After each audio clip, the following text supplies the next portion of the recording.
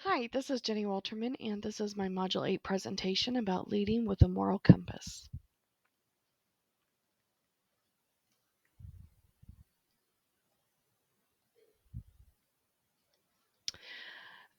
First, I will go over the resource summary for the articles that I read for this module. I did pull out a couple of quotes that really spoke to me. The first one is from Frank Bucaro about perceptions determine attitudes and attitudes determine behavior. And I really thought that that really speaks a lot to our attitudes and how important they are. And I will probably put that up in my office somewhere on a wall. First, the moral compass video from Chidu Lai or Chidu Lee. I'm not sure. Anyway, he spoke a lot about integrity and that that's an attribute of being a leader. And part of it, integrity is having a moral compass. And we need to have a compass to avoid getting lost in the wilderness. He gave the imagery of, being on a hike and needing the compass so that you always know what direction you're going and how to get there. Um, and he said that you need a moral compass as a leader in order to know how to lead without compromising your integrity. And one of the statements he made that really stuck out at me was let your yes be yes and your no be no. And if you break trust with your followers, you're done. You've lost your following. They won't follow you anymore. So you need to find your true north. You need to stick by it. Again, that let your yes be yes and your no be no. And then he said, he mentioned an integrity reflex, which is this imaginary line of knowing right from wrong. And he said, don't cross the line. Don't even come close to the line. If you feel yourself like approaching the line, you need to have that reflex to immediately stop and check what's going on, take an evaluation, and backtrack into a place of integrity and using your moral compass to help recenter.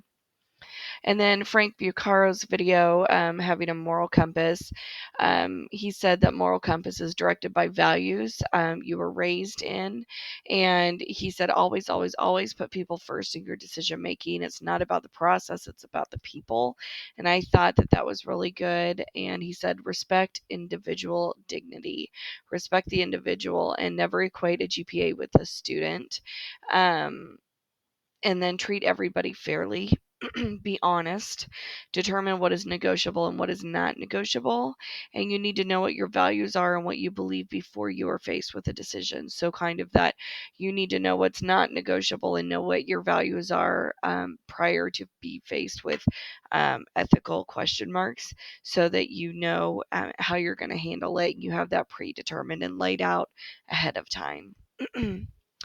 In the article Concepts Unwrapped Moral Emotions by the McCombs School of Business, there were a lot of key points. I won't read all of them to you, but they did talk a lot about emotions and intuitions, and our moral judgments are based on emotions or intuitions.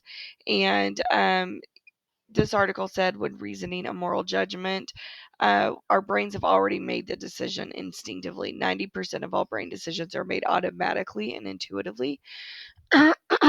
So a lot of times we've already made that decision and then we're just reasoning out how to logically justify it.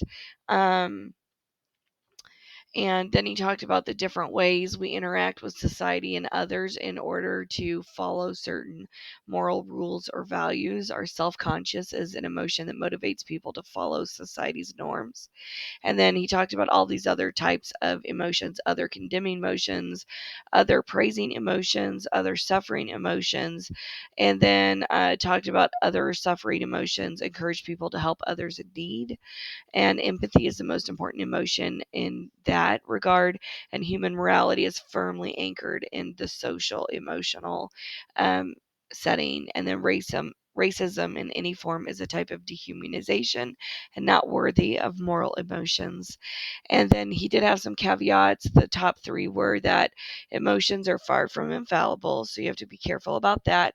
And although moral emotions urge us in the right direction, we often use rationalizations, which leads me back to that point number two, that when we're reasoning out a moral judgment, we are concluding a decision that we already instinctively came to that conclusion, or our brains have already made that decision ahead of time. And the third caveat he had was our emotional reactions tend to beat our logical thoughts to the punch. I'm going to pause here for 1 second. Okay, moving on. Setting your moral compass, your true north, an article by Mintz. Using moral compass to describe our inner sense of right and wrong offers a framework to guide our actions. And having your heart in the right place helps point our moral compass in the right direction and aids in living a life of integrity. This article also said you need to consider the needs of others before taking action, which remind me of the Frank Bucaro comment about put people first before processes, and apply ethical decision making to assess actions as right or wrong. And there's a rights theory which obligates individuals to respect the rights of others and honor your obligations, and evaluate possible benefits and harms of alternate courses of action and how these choices may maximize net benefits. Consider the role of virtue in the individual making of decisions and ensure that actions are consistent with character. Kindness teaches tolerance. Tolerance teaches respect of all, regardless of race, gender, sexual orientation, religion, and nationality. I really liked that comment. And then by Orchard, the moral compass. Simplicity of a compass is that the northward facing needle is a consistent and true indicator of physical direction. Coupling moral with compass provides an image of the mental process that points a person in a particular direction in life. Each person's moral compass may not point in the same direction, but the value of all truths and assumptions must be continually subjected to direct testing. And so our true north depends on individuals and therefore can be invalidated by other perspectives and other perceptions of morality and what is appropriate, which is why we get into some, deep philosophical, ethical debates sometimes. And the author states that the solution to wavering moral compasses will continue to prove elusive due to no single absolute authority establishing a right and a wrong. And so this article towards the end kind of seemed a little pessimistic to me, but I think that they did have some good points at the beginning.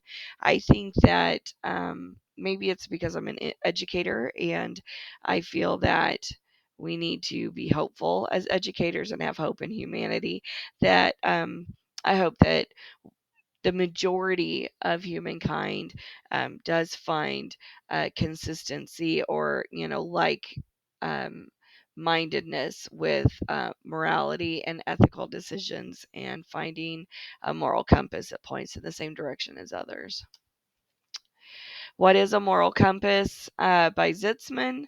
Timeless question of what it means to live a good life and how to achieve it with a true moral and ethical purpose. And they gave 5 reasons why you need a moral compass. I'll summarize with this. It grounds your identity. It helps to protect the greater good. It increases your self-confidence, and it helps you to be a good role model, and it helps to foster healthy relationships. The last point from Zitzman was, without a moral compass, you're more likely to act without thinking about the consequences and tempted to lie for personal benefit. And I think that's definitely true. And that leads back to one of the points from Bucaro, which stated that you need to have an idea of what your boundaries are and what you are or aren't willing to compromise or negotiate on before you face ethical dilemmas.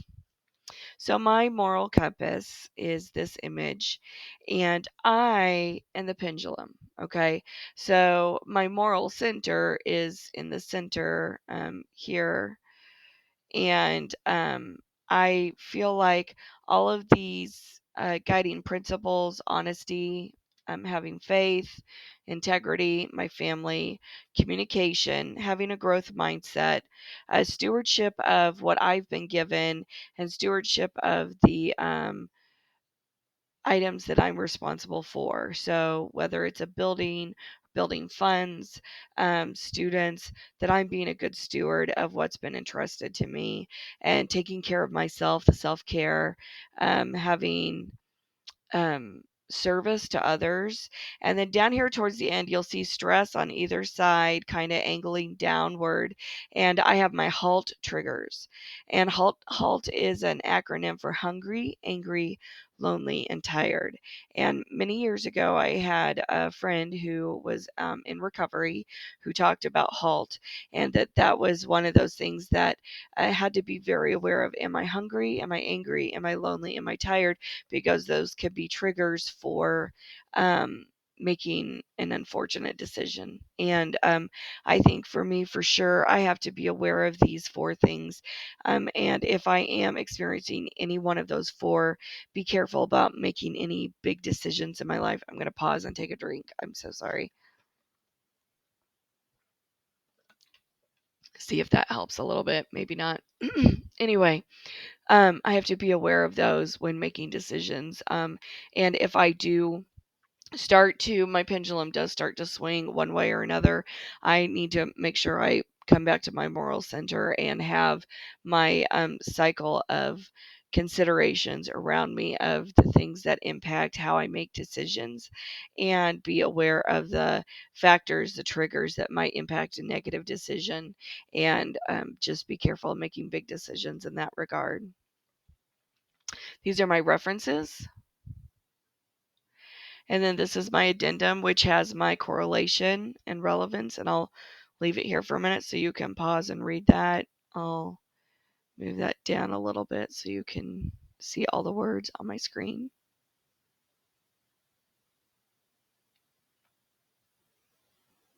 And you can pause that if you need to read more. I'm going to go on to the next slide, which is my reflection.